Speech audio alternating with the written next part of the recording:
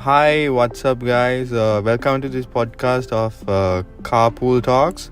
And today we're going to talk about the topic of relationship between technology and education. And on this episode, I have three special guests, and we're going to talk our individual thoughts and opinions on this topic. And our guests today are Anujaya, Tishit, and Hirusha. So let's start by introducing our guests. Hi guys, I'm Anujaya. I'm 17 years old. I studied at Ananda College and I live in Timirigasya. And then we have our other guest, Tishit. Hello, my name is Tishit. I'm 17 years old and I studied at Royal College. I live in Bathramulla. And then finally we have Hirusha. Hello, I'm Hirusha. I'm 19 years old. I'm living in Mathura. I'm studying at St. Thomas College. Alright guys, to start this off, you guys can give a little introduction on what your thoughts and opinions are of technology and its role on education. So Anujaya, you can speak about your opinion and what you think.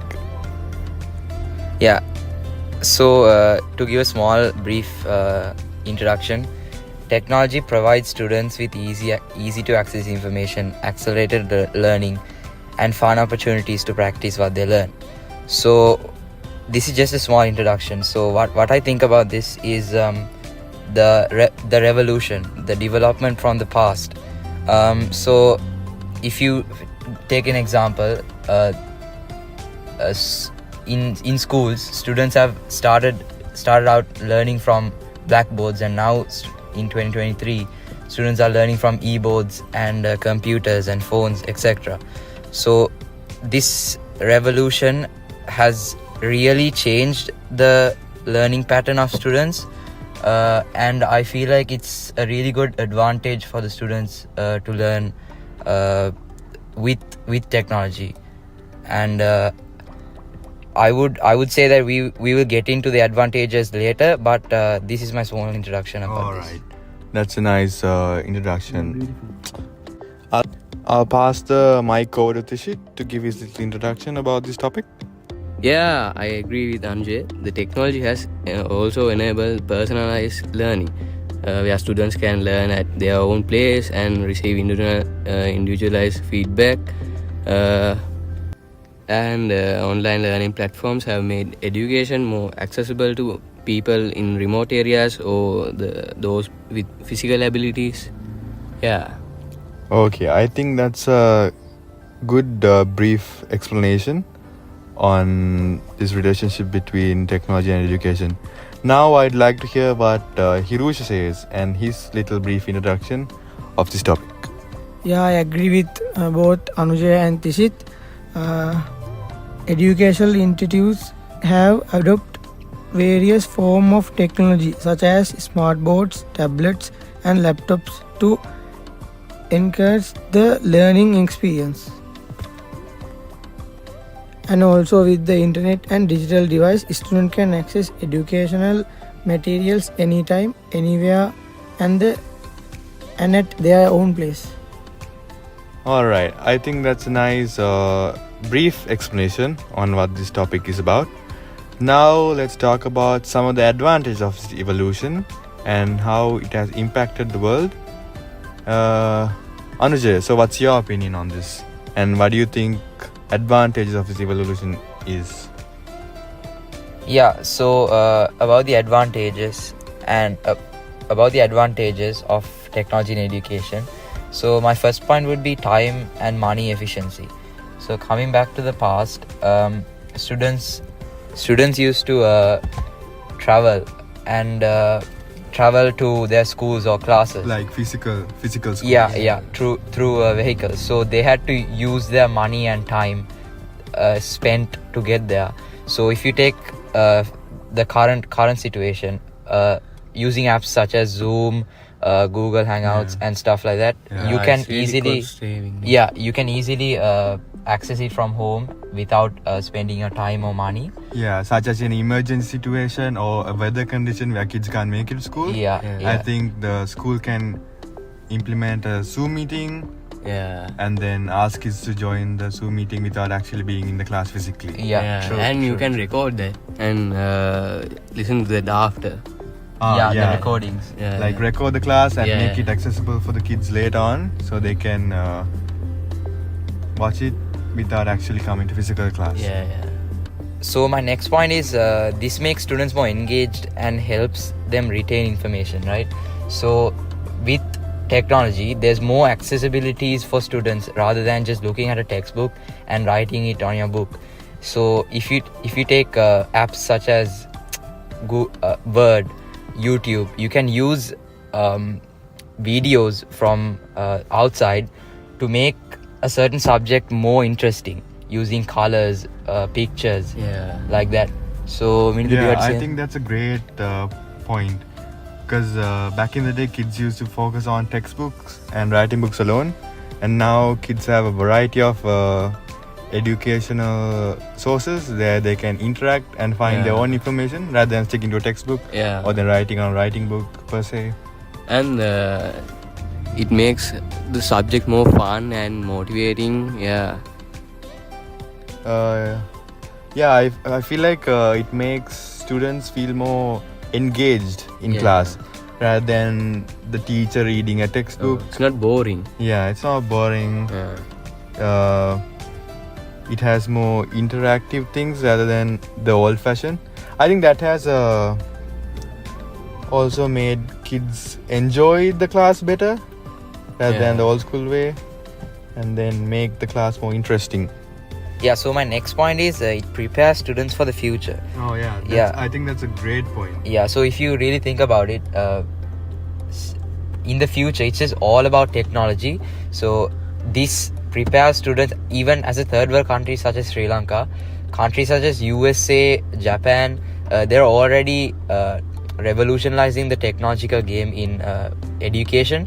So using a lot of technology in our schools and in our classes really helps the students to be ready for the future, because Since everything is in technology now. yeah, if you just learn in textbooks, we are not going to be ready for the future, because it's not technology. All right, moving on. I'd like to talk about some experience that you guys have where this evolution has reached its peak, and where it was common for everyone, and they had to face this evolution of technology, such as the pandemic.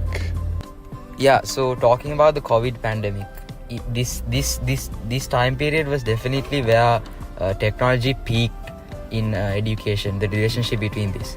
And I'd like to say that mostly the third world countries such as Sri Lanka, Indonesia, we weren't really ready for this pandemic because we were used to going for classes. We weren't that much close with the technology as now. So we were going to classes, going to physical classes, talking with our teachers physically. And with this pandemic, it really blocked us by going to the teacher and talking to them. So I'm not gonna lie, it took us some time to change and adapt to this, but we definitely did over time by using platforms such as Zoom, Google Classrooms. Yeah, I think because before pandemic, I haven't even heard of Zoom. Yeah. Never Yeah. heard what Zoom is. I don't know. I haven't even heard what online classes are. Yeah. 'Cause as us as Sri Lankans, we've been used to physical classes, and Zoom is like this whole new thing that we have to face and adapt to it. And I'd like to say that this pandemic was affected this relationship of technology and education in a very positive way, even though there are some disadvantages that we'll get into later, because we're still using all these platforms, right? Yeah. Because Zoom and all, even if the pandemic has finished and we're still doing physical classes, we're still using platforms such as Zoom and MS Teams to still communicate with our teachers. Yeah, I think we took the pandemic and then got used to it, and we're still continuing the things that we learn, and we were adopted even though the pandemic's not there. I think that has made our lives so much easier. Yeah. And people are getting used to it. Even though there's no pandemic, even though we can attend physical classes, people still use these because it's way easier, way cost effective, And time effective. Yeah. Because we don't have to always go to the class physically. We can just I think open up our laptops. most of the students prefer it more than actually going to the physical class in school. Yeah. As good as this all sounds, I'm sure there's lots of drawbacks to this as well. Wouldn't you agree, Tishit? Yeah, I agree. It's really high costly, like expensive laptops, phones, and routers, and monthly subscriptions for internet. Yeah. I think lots of rural Sri Lankan kids can't afford this. Yeah. Buying a device. Distracting students very Oh, bad. yeah. way. Yeah, it's distracting students as well. Because if you take an example, like Hiroshi said, if a certain student's in a class or in a Zoom meeting, he can tend to go anywhere because YouTube. it isn't physically controlled by the teacher, because the teacher doesn't know what he's doing. Yeah. So you can easily go to platforms like YouTube and Yeah, get yeah. easily distracted from the subject and not get the knowledge. So yeah, that's one of the disadvantages as well. Yeah, they can easily just cancel the class and close the app by Yeah. one click and then be out of the class. And they can turn off the video and go somewhere else. Like Yeah, they can definitely cheat as well. Yeah. So as long as you're being true to yourself and being honest and not get distracted by these different apps, then I feel like you're fine. And everyone doesn't have connection, the best connection. Yeah, especially in Sri Lanka where Yeah. signal is a huge issue. Yeah. You'll get lost of connection all the time. Yeah. Yeah, definitely. If you're living in like a rural area, you can't if you're not having proper signal, you can't access these classes because signal is really low. And Video streaming can be really hard. Yeah, I think even if you're in Colombo, it's really hard. yeah, definitely. And a lot of students can't afford computers or phones, so that might be a really, as DC said as well. And that's gonna put the parents in a really tough position. As another example, Sri Lanka has been getting a lot of power cuts, Oh yeah. which has been a challenging objective for students. Yeah, Sri Lanka experienced lots of power cuts recently. Especially we used to get like 12-hour power cuts a day, where we didn't have power the whole day. Yeah. I think that puts students in a really tough position because they don't have a choice. They don't have power. They can't access their computers or devices. Yeah. I think, especially taking Sri Lanka as an example, that has made a huge impact on the negative side of this evolution. Alright, so to wrap up today's podcast, we talked about the introduction of the relationship between technology and education. We also looked at some advantages and disadvantages of this topic, including some current time examples and real life experiences of our guests here today. And once again, I need to thank you, Tishit and Anuja and Hirusha, for coming on today. Thank you for having us. Yeah, and guys, always like, subscribe, and share. And thank you for listening to this podcast of Carpool Talks. Subscribe to us and have a nice day.